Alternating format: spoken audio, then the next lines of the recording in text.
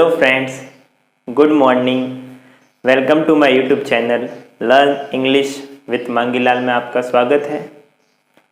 तो पिछले वीडियो में हमने रिफ्लेक्सिव प्रोनाउन का पॉइंट स्टार्ट किया था और उसमें बताया था कि ये कुछ वर्ब है और इनका अगर यही वाला अर्थ निकलता है जो मैंने बताया था तो वो अपने साथ रिफ्लेक्सिव प्रोनाउन का प्रयोग करते हैं।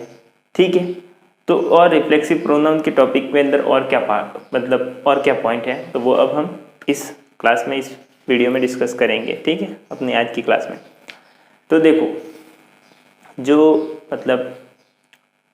कुछ ऐसी वर्ब होती है, ठीक है, वो हमें ऐसा लगता है कि वो अपने साथ रिफ्लेक्सिव प्रोनाउन का प्रयोग करेगी, लेकिन उसके साथ रिफ्लेक्सिव प्रोनाउन का प्रयोग नहीं होता। ठीक है, जैसे कि मान लो हम कई बार लिखते हैं he hide himself in the room. कई बार हम ऐसा लिखते हैं और हमारे लिए ये सही भी होता है। जैसे कि हम ऐसा सही मानते हैं कि ही हाइड हिमसेल्फ, उसने खुद को छुपा लिया, इन द रूम, रूम के अंदर।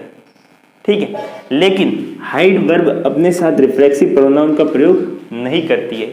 सिर्फ यही आएगा ही हिड, हाइड का ये ही hide him in the room, यानी कि वह रूम में छुपा। ठीक है, तो ये होता है। तो कुछ ऐसी वर्ब्स होती है, ठीक है, जो अपने साथ में रिफ्लेक्सिव प्रोनाउन का प्रयोग नहीं करती। ठीक है, जैसे कि हो गया स्टॉप, हो गया टर्न, हो गया क्वालिफाई, हो गया बात, हो गया मूव, हो गया। ये कुछ वर्ब्स हैं। ये हाइड हो गया, ये कुछ वर्ब्स है जो अपने साथ रिफ्लेक्सिव प्रोनाउन का प्रयोग नहीं करती है। ठीक है, अब एक और, जैसे कि मैंने कहा रिफ्लेक्सिव प्रोनाउन, मैंने कहा माई सेल्फ। ठीक है, तो माई सेल्फ से पहले माई सेल्फ का नॉमिनेटिव केस क्या होता है? आई का ही तो रिफ्लेक्सिव प्रोनाउन माई सेल्फ है। तो यदि कई वाक्य में माई सेल्फ लिखा हुआ है, ठीक है, तो उससे पहले उस वाक्य में आई का जिक्र होना आवश्यक है। आप डायरेक्टली माई सेल्फ नहीं लिख सकते। डायरेक्टली अगर माई सेल्फ लिखोगे तो वो गलत माना जाएगा। लोग कई बार गलती करते हैं, सीधा यही बोलते हैं माई सेल्फ रमेश कुमार, तो यही कहते हैं my self Ramesh Kumar, I am from Rajasthan, ऐसा वगैरह बोलते हैं। ठीक है, तो शुरुआती किससे करते हैं? माई सेल्फ से करते हैं, तो ये गलत होता है। ऐसा होता चाहिए आई एम रमेश कुमार। ठीक है, और फिर अगर उसके बाद अगर हम आगे माई सेल्फ का उपयोग करें तो सही होता है। क्यों? क्योंकि माई सेल्फ से पहले आई का जिक्र हो चुका है। तो जब भी हम कहीं पर भी रिफ्लेक्सिव प्रोनाउन का प्रयोग करें, ठीक है, हम मान लो कोई भी है रिफ्लेक्सिव प्रोनाउन, तो उसका नाउन आना ही चाहिए। ठीक है, अगर मान लो जैसे कि आगे है राकेश, तो लड़का है, तो आगे हिमसेल्फ आ सकता है। क्यों? क्योंकि राकेश का रिफ्लेक्सिव प्रोनाउन हिमसेल्फ ही होगा। तो मेरे कहने का मतलब ये है कि जो रिफ्लेक्सिव प्रोनाउन है वो आप डायरेक्टली सबसे पहले सब्जेक्ट के रूप में नहीं लिख सकते। अगर आप लिख रहे हो, ठीक है, तो उससे पहले माई सेल्फ से पहले आई, तो जो भी रिफ्लेक्सिव प्रोनाउन है उसका पहले नॉमिनेटिव केस लिखा हुआ होना चाहिए, उसके बाद ही रिफ्लेक्सिव प्रोनाउन आएगा या रिफ्लेक्सिव केस आएगा। तो हमने दो नियम पढ़े। कौन कौन से नियम मैंने आपको बताए? दो नियम। पहला नियम तो ये कि कुछ वर्ब होती है, जैसे कि हाइड है, क्वाइट है, मूव है, ये जो मैंने अभी आपको, ठीक है, अभी वर्ब्स बताई, ये वर्ब्स अपने साथ में रिफ्लेक्सिव प्रोनाउन का प्रयोग नहीं करती। लेकिन कई बार हमें ऐसा लगता है कि नहीं, इसके साथ रिफ्लेक्सिव प्रोनाउन का प्रयोग होगा और हम कर देते हैं और इसकी वजह से हमारा सेंटेंस गलत हो जाता है। ठीक है, तो मैं वर्ब्स वो लिखा देता हूँ कि इन वर्ब्स के साथ रिफ्लेक्सिव प्रोनाउन का प्रयोग नहीं होगा। और साथ में मैंने ये भी बताया कि यदि रिफ्लेक्सिव प्रोनाउन का प्रयोग हो रहा है तो उससे पहले उसका नॉमिनेटिव केस वाक्य के अंदर आना चाहिए। डायरेक्टली हम बिना नॉमिनेटिव केस के रिफ्लेक्सिव प्रोनाउन यूज करोगे तो वो वाक्य गलत माना जाएगा। ठीक है, तो ये 2 नियम मैंने बताया और इन नियमों को फिर मैं वीडियो को पॉज करके लिख देता हूँ, क्योंकि फिर ताकि टाइम वेस्ट ना हो। ठीक है, तो मैं उन नियमों को आपके लिए लिख देता हूँ।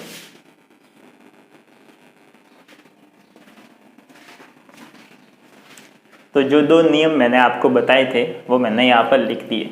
देखो, मैंने कहा था कि कुछ ऐसी वर्ब्स होती है जो अपने साथ रिफ्लेक्सिव प्रोनाउन का प्रयोग नहीं करती है, जैसे कि keep, stop, turn, qualify, Beth, bath, move, rest और हाइड। इनके साथ में रिफ्लेक्सिव प्रोनाउन का प्रयोग नहीं किया जाता है। ठीक है, जैसे कि you should keep your self away from bad boys. तुम्हें अपने आप को, खुद को बुरे लड़कों से दूर रखना चाहिए। ठीक है, तो यहाँ पर खुद को ऐसे लगता है कि यहाँ पर योर सेल्फ आएगा, लेकिन योर सेल्फ नहीं आता। यहाँ से ये योर सेल्फ को कट कर देना और नया वाक्य लिखना जिसमें योर सेल्फ नहीं हो, और वो वाला वाक्य सही होगा।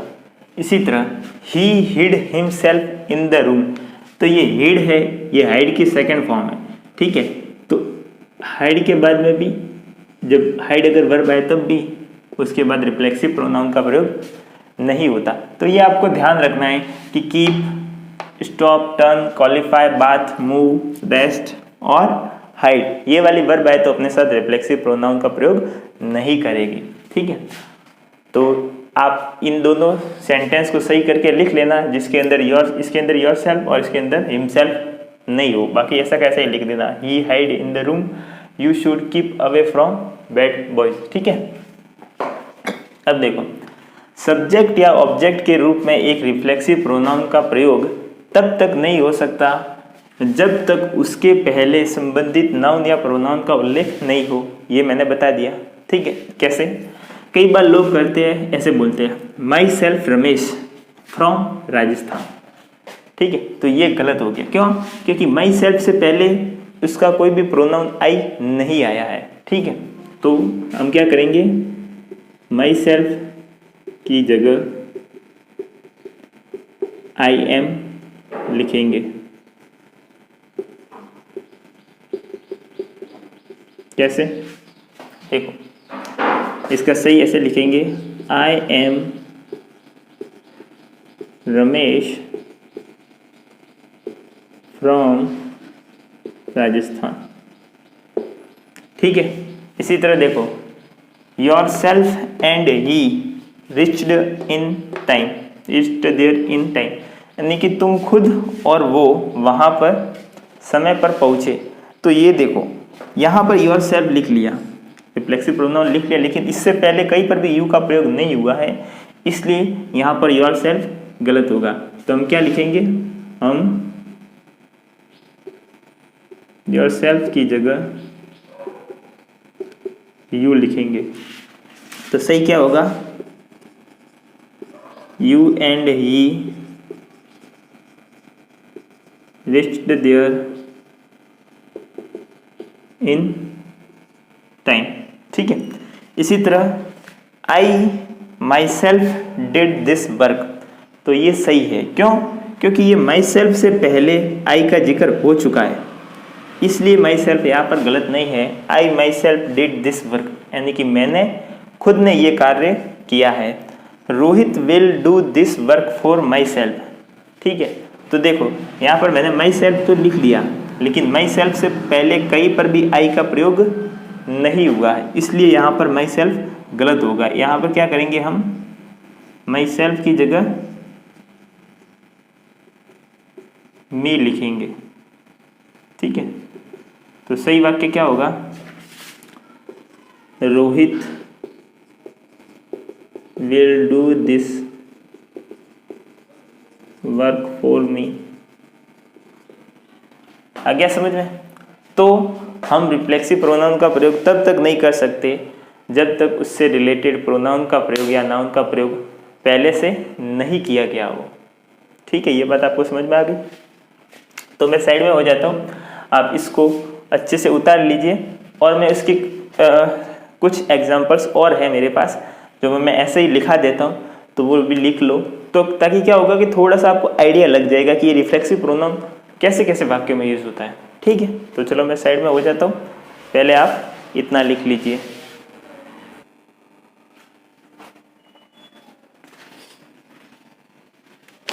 तो मैं ये रिफ्लेक्सिव प्रोनाउन कंप्लीट करने वाला था, लेकिन मैंने सोचा कुछ और एग्जांपल्स दे देता हूँ ताकि आपको यूज़ कैसे होता है वो भी तो थोड़ा आइडिया लग जाए। ठीक है, तो रिफ्लेक्सिव प्रोनाउन के कुछ एग्जांपल्स मैंने यहाँ पर लिखे। देखो, I will do it my self, यानी कि मैं इसे खुद करूँगा।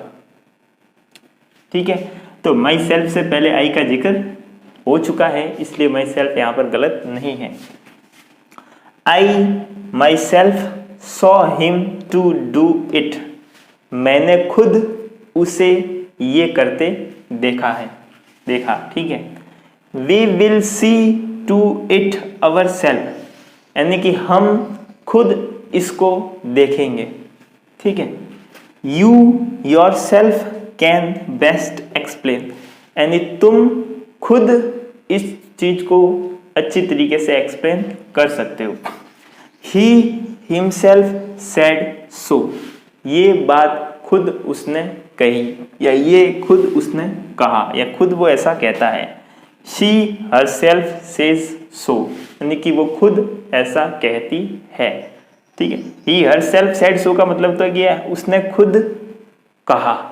ठीक है, She herself says so, यानी कि वो खुद ऐसा कहती है। We saw the Prime Minister himself, तो यहाँ पर himself we के लिए नहीं आया बल्कि प्राइम मिनिस्टर के लिए आया, यानी कि हमने खुद प्राइम मिनिस्टर को देखा। मतलब किसी प्राइम मिनिस्टर के मंत्री वगैरह को नहीं या पीए वगैरह को नहीं, खुद प्राइम मिनिस्टर को देखा। The town itself not very large, यानी कि जो कस्बा है वो खुद अपने आप में ज़्यादा बड़ा नहीं है। They themselves admitted their guilt, ठीक है, यानी कि उन्होंने खुद ने अपनी जो गलती थी वो स्वीकार की, एडमिट की। ठीक है। It was told so by the teacher himself, यानी कि ये बात खुद टीचर के द्वारा कही गई या ऐसा खुद टीचर के द्वारा कहा जाता है। ठीक, तो ये कुछ एग्जाम्पल थे रिफ्लेक्सिव प्रोनाउन के, ताकि आपको आइडिया लग जाए कि रिफ्लेक्सिव प्रोनाउन कैसे वाक्यों में यूज होते हैं। ठीक है, कहाँ कहाँ यूज होते हैं, रूल तो पता दिए कि इससे पहले ये नहीं होता, इसके बाद ये आता है, इस वर्ग के साथ ऐसे आता है, इस वर्ग के साथ नहीं आता है, लेकिन अगर आपको जनरली तो अभी तो पता होना चाहिए। ठीक है, कि कैसे यूज करते हैं। तो ये कुछ एग्जाम्पल्स थे, मैंने सोचा लिखा देता हूँ। क्या है, 5 मिनट जाएगी, लेकिन थोड़ा बहुत तो आइडिया लगेगा ही लगेगा ना कि ऐसे वाक्य बनते हैं। ठीक है, तो ये तो मैं साइड में आ गया, पहले इसको आप वीडियो को पॉज करके लिख लो। ठीक है, अब हमारा रिफ्लेक्सिव प्रोनाउन है वो खत्म हो गया। ठीक है, अब हम पढ़ेंगे डिस्ट्रीब्यूटिव प्रोनाउन। अब इस डिस्ट्रीब्यूटिव प्रोनाउन को मैं पढ़ाने लिखा हूं, इससे पहले मैं समझा देता हूं। देखो, 4 वर्ड है, आइदर, नीदर, एनी या वन या नन। ठीक है, ये 4 वर्ड ही डिस्ट्रीब्यूटिव प्रोनाउन के अंदर आते हैं। अब इसका उपयोग कैसे किया जाता है वो समझो। मैं ये कहूंगा कि तुम दोनों में से कोई एक,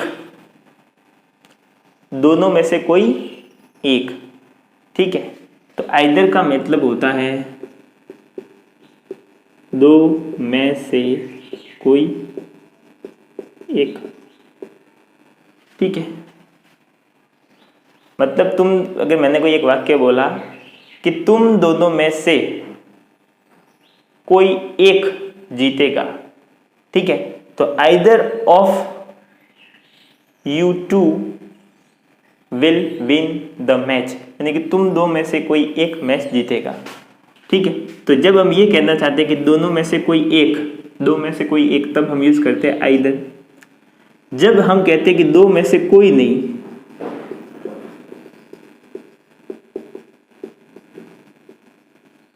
ठीक है, दोनों में से कोई नहीं, यानी कि neither of this two boys will win या will compete in the exam, यानी कि इन दोनों लड़कों में से कोई भी एग्जाम में कम्पीट नहीं करेगा, कंपटीशन नहीं करेगा। तो नाइदर का मतलब हो गया दोनों में से कोई नहीं, और आइदर का मतलब हो गया दोनों में से कोई एक, ठीक है। तो जब बात सिर्फ और सिर्फ दो व्यक्ति के लिए की जाए कि इस दोनों में से कोई एक या दोनों में से कोई नहीं, तब तो हम आइदर और नीदर का प्रयोग करेंगे, ठीक है। इसको नाइदर मत पढ़ो, इसको नीदर पढ़ो, ठीक है। बहुत से लोग इसे नाइदर पढ़ते हैं, आइदर और नीदर नॉर वगैरह ऐसे, ठीक है। तो आइदर और नीदर, इनका संबंध हमेशा दो व्यक्तियों से होता है। और एनी या वन ऑफ, एनी का मतलब या वन का मतलब है कि जो इतने सारे हमें हमारे पास, मान लो कि जब संख्या दो से अधिक है, ठीक है, मान लो कि ये मैच है, ये ग्राउंड है, और इसके अंदर मान लो 1 2 3 4 5 6 7 8 9 10 खिलाड़ी है और कोई एक मैच जीतेगा, ठीक है। तो जब ऐसे कहे कि दो में से कोई एक को चुनना है, तब तो हम यूज करेंगे आइदर को। लेकिन दो से अधिक में से कोई एक को चुनना है, ठीक है, तो यूज करेंगे एनी या वन का, ठीक है। यानी कि दो से अधिक में से कोई एक, ठीक है, कि any of one player will win the match, ठीक है। एनी ऑफ वन प्लेयर्स, हाँ, any of one players will win the match. तो अब देखो मेरी बात सुन, मैं ये कह रहा हूं कि एनी ऑफ यानी कि इन सब में से कोई भी एक, एनी या फिर एनी की जगह आ सकता है वन, इन सब में से कोई भी या इन सब में से कोई एक, ठीक है। और ऑफ करके लिख रहा हूं ये, यानी कि ये वाला। तो ऑफ करके मैं ये कह रहा हूं कि इन सब में से कोई एक, और इन सब में से कोई एक का मतलब है कि ये तो बहुत सारे हैं, तब तो इनको जब भी हम लिखेंगे तो हमेशा प्लूरल में ही लिखेंगे, ठीक है। हम कह रहे हैं कि इन सब में से कोई एक, तो ये तो इन सब में से बोल लो, मतलब ये तो एक से ज्यादा है, तो एक से ज्यादा है मतलब ये तो प्लूरल है। तो हम कभी भी वन या एनी ऑफ के बाद में प्लूरल लिखेंगे, क्योंकि ये बहुत सारे हैं, तो ये प्लूरल आएंगे। इसी तरह हम नन का प्रयोग करते हैं कि दो या दो से अधिक, या दो से अधिक में, दो से अधिक, दो तो आते ही नहीं, दो से अधिक में से कोई भी नहीं,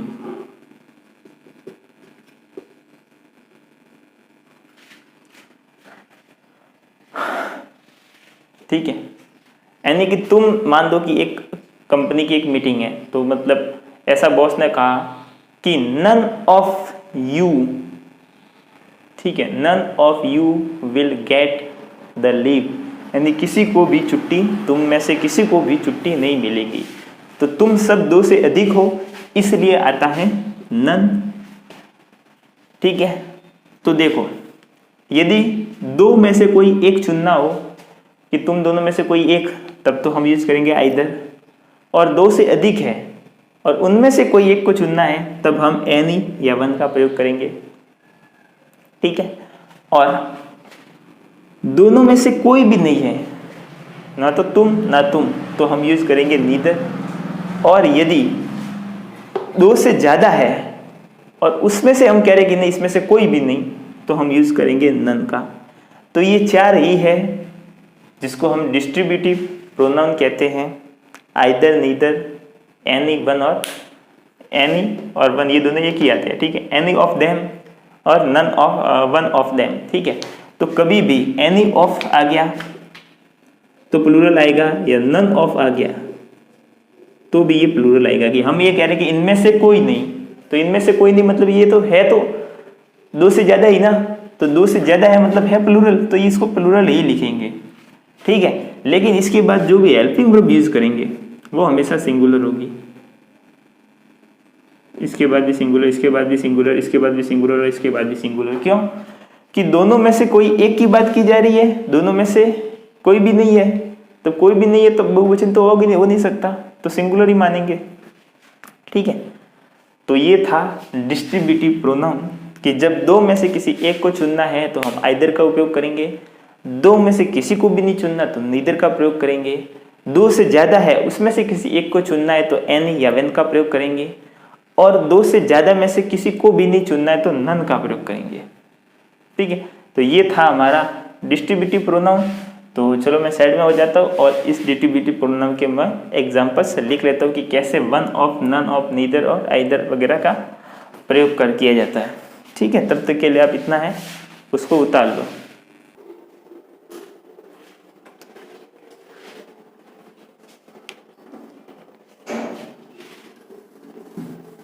तो मैंने अभी आपको डिस्ट्रीब्यूटिव प्रोनाउन के बारे में बताया था।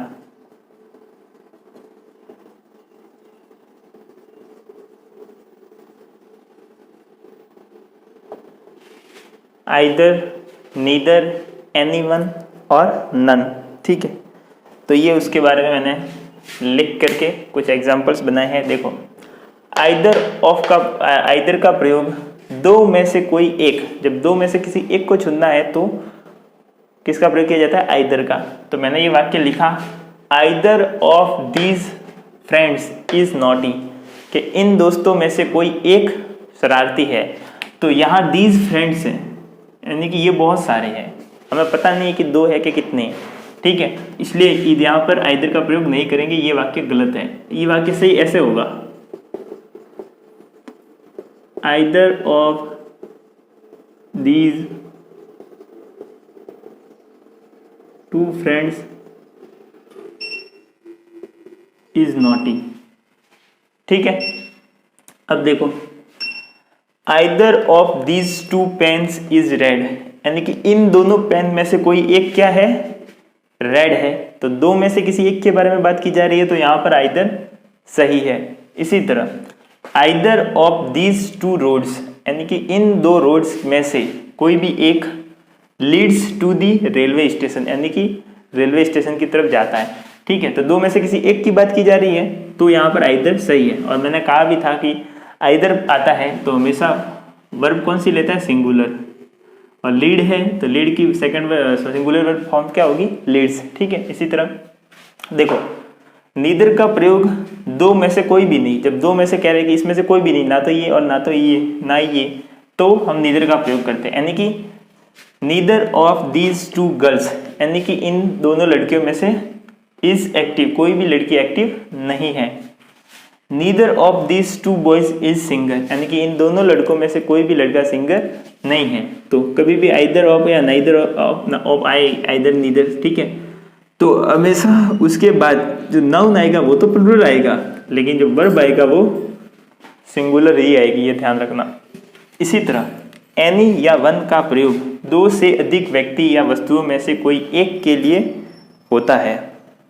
ठीक है, यानी कि जब दो या दो से अधिक है, दो से अधिक है और उसमें से किसी एक की बात कर रहे हैं तो हम एनी या वन का प्रयोग करेंगे। जैसे कि one of these three friends is naughty, यानी कि इन तीनों लड़कों में से कोई एक शरारती है। तो यहाँ तो तीन है, दो से अधिक है, तो यहाँ पर वन ऑफ का प्रयोग कर सकते हैं। ठीक है, एनी ऑफ देम, यानी इनमें से कोई एक विल गेट अ प्राइज, यानी किसी उनमें से जो भी है इतने सारे उनमें से किसी एक को प्राइज मिलेगा। ठीक है, तो यहाँ पे भी बहुत सारे हैं, तो यहाँ पर भी एनी का प्रयोग सही है, दो से ज्यादा है।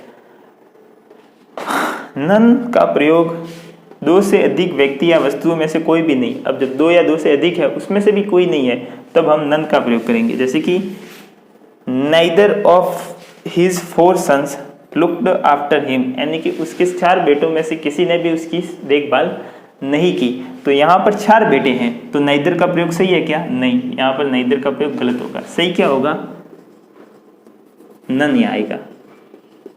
यहाँ पर टू सन लिखा होता तो नाइदर सही था, ठीक है, लेकिन फोर सन्स लिखा है यानी चार बेटों में से कोई भी, तो यहाँ नीदर आएगा। None of his four sons looked after him, ठीक है। ये लुक्ड आफ्टर सेकंड फॉर्म में ये फ्रेजल वर्ब होती है लुक आफ्टर। लुक्ड आफ्टर का मतलब होता है देखभाल करना, ठीक है, किसी भी व्यक्ति वस्तु स्थान की देखभाल करना। None of them is guilty, यानी कि इनमें से कोई भी दोषी नहीं है। तो ये देम बहुत सारे हैं, तो यहाँ पर भी नन का प्रयोग सही है, ठीक है। तो चलो मैं साइड में आ जाता हूँ, आप इसको लिख लीजिए, इसको उतार लीजिए, ठीक है। इसी तरह एक और होता है इच ऑफ, यानी कि इनमें से प्रत्येक। अब इनमें से प्रत्येक की बात की जा रही है तो मतलब कोई भी हो सकता है, एक हो, दो हो, तीन हो, आगे कितने भी हो, उसमें से जब प्रत्येक की बात की जा रही है कि इनमें से प्रत्येक को इनाम दिया जाएगा, प्रत्येक को टॉफी बांटी जाएगी, प्रत्येक को दंडित किया जाएगा, पनिश किया जाएगा, तो कोई भी हो, लेकिन जब किसी के प्रत्येक की बात की जा रही है उस ग्रुप के अंदर से, ठीक है, तो क्या होता है, ईच ऑफ का प्रयोग किया जाता है, ठीक है। तो हमने आइदर ऑफ, ठीक है, ईदर, हाँ इसको ईदर भी बोलते हैं, आइदर नहीं मतलब ईदर ज़्यादा बोलते हैं, ईदर ऑफ और नीदर ऑफ और एनी वन और नन, ठीक है, ये चार लिखे। तो चलो मैं साइड में आ जाता हूँ, इसको आप लिख लीजिए, फिर मैं ईच ऑफ का भी कुछ एग्जांपल्स लिख लेता हूँ।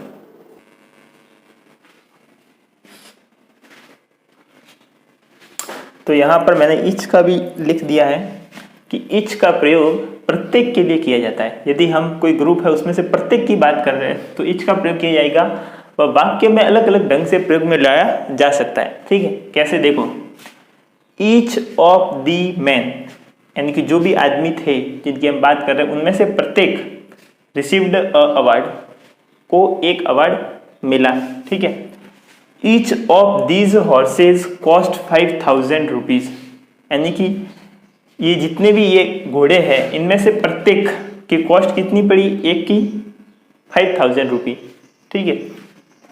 I bought each of these mangoes for 3 rupees, मैंने इन मैंगोज में से प्रत्येक को एक को 3 रुपए के हिसाब से खरीदा, ठीक है।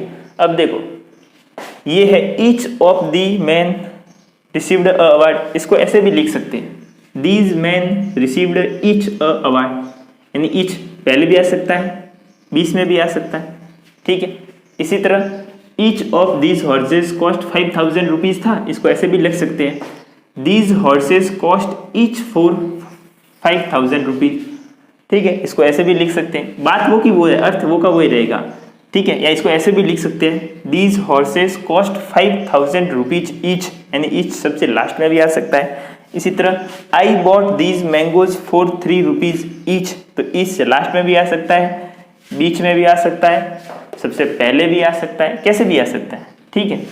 तो each of the boys gets a prize, ऐसे भी आ सकता है। तो मेरे कहने का मतलब है कि ईच ऑफ का मतलब होता है प्रत्येक के लिए, जब प्रत्येक के लिए बात की जा रही है तो हम ईच ऑफ का प्रयोग करते हैं, और तब ईच ऑफ का प्रयोग सेंटेंस में आगे भी हो सकता है, सबसे लास्ट में भी होता है ईच का प्रयोग, और बीच में भी हो सकता है, ठीक है। इससे वाक्य का सेंस नहीं बदलेगा, अर्थ वो का वही रहेगा कि प्रत्येक के लिए, ठीक है। तो चलो मैं साइड में हो जाता हूँ, आप इसको पहले उतार लीजिए वीडियो को पॉज करके, ठीक है। तो ये आज का हमारा जो था रिफ्लेक्सिव प्रोनाउन जो बचा था थोड़ा बहुत वो हमने कर लिया, और हमारा डिस्ट्रीब्यूटिव प्रोनाउन है वो हम कर लिया। और अब हम नेक्स्ट वीडियो में पढ़ेंगे रेसिप्रोकल प्रोनाउन, यानी कि ईच अदर और वन अनदर, ठीक है। और भी समय मिला तो हम और भी अगले वाले प्रोनाउंस भी करेंगे, ठीक है। तो अगर आपको आज का मेरा पढ़ाना अच्छा लगा है तो इस वीडियो को लाइक करना, ठीक है। कमेंट सेक्शन में भी बताना, कोई डाउट हो तो भी आप पूछ सकते हो, और इस वीडियो को शेयर भी करना, चैनल को भी सब्सक्राइब करना, ठीक है। तो मिलते हैं हम अपने नेक्स्ट वीडियो में अगली क्लास में, ठीक है। तब तक के लिए आप सभी को जय श्री कृष्णा, जय श्री राम, आप सबको प्रणाम, ओके बाय, टेक केयर।